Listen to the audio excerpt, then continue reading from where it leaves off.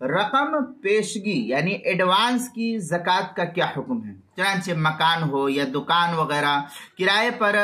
دیتے وقت جو رقم پیشگی کرایہ دار سے واپسی کی شرط پر لی جاتی ہے اس کی زکوٰۃ کرایہ دار پر ہے،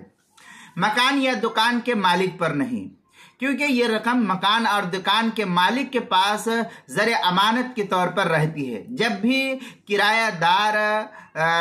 دکان یا مکان کو خالی کرے گا،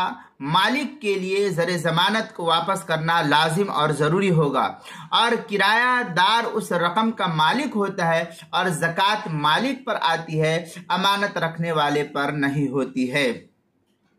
چنانچہ اس سلسلے میں جو ہے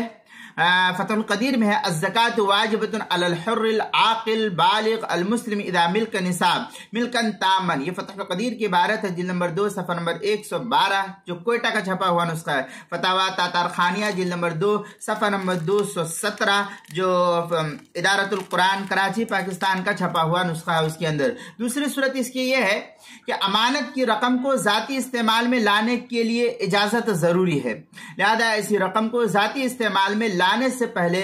اجازت لے لی جائے تاکہ آخرت میں پریشانی نہ ہونے پائے۔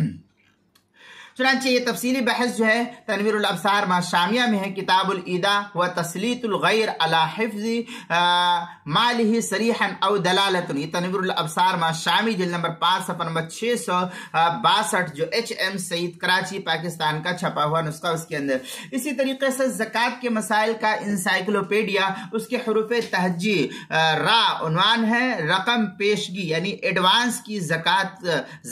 صفحہ نمبر 185 اور صفحہ نمبر 186 پر اس کو نقل کیا گیا ہے۔